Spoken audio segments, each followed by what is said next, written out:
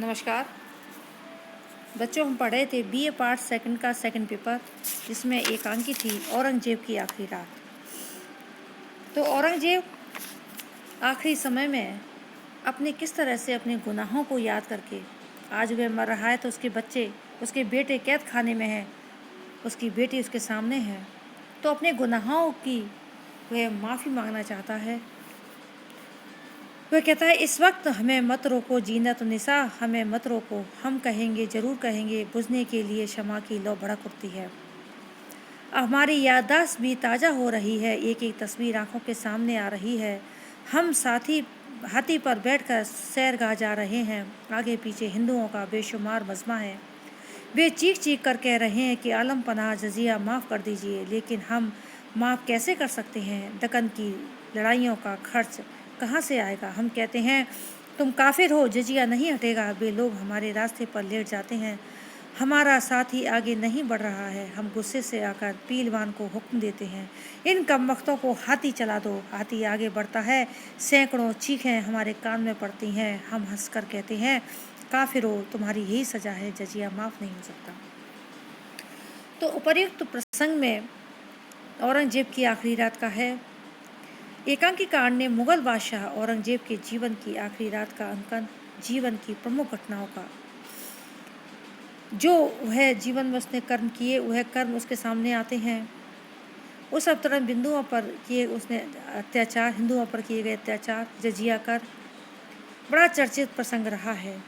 वह आज भी कहता है कि मैंने बहुत गलत जीवन में कार्य किए।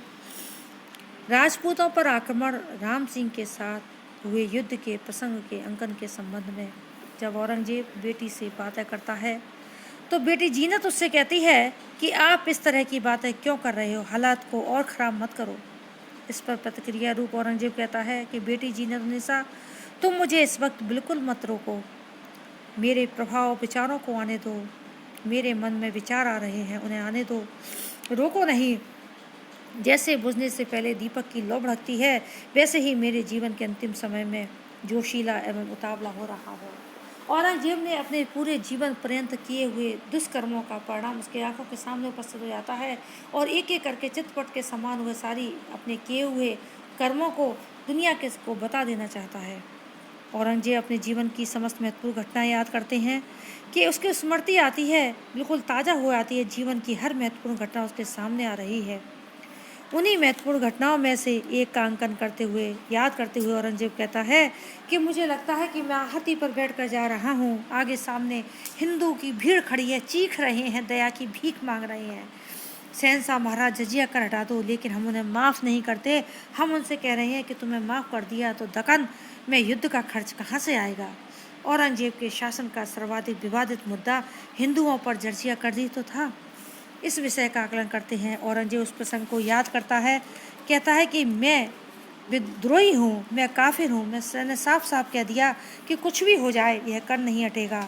हिंदू हमारे सामने लेट जाते हैं, हम गुस्से में आकर हाथी और पीलवान से कहते हैं, हे महावत, इन पर हाथी चला दो। हाथी सबको कुचल देता है, मार डालता है। लाखों लोगों की चीख, रक्त से रंजित जमीन, चिल्लाहट गूंज उठती है और हम हंस जाते हैं। विद्रोहियों, काफिरों, तुम लोगों को ऐसा ही होना था, जजिया कर माफ़ नहीं होगा, तुम्हारी यही सज़ा है, तुमने हमारे मार्ग को अवरुद्ध किया है। तो प्रस्तुत प्रसंग में औरंगजेब की जीवन की अंतिम समय में अपने महत्वपूर्ण शासकीय निर्णय स्मृत होते हैं। जजिया कर उनमें एक था। इस कर के विरोध में कारण हजारों लोगों को हाथियों से कुचलवा दिया गया। इसकी भाषा और शैली, प्रसंग, भाव, पात्र के अनुरूप प्रभावी एवं रोचक है।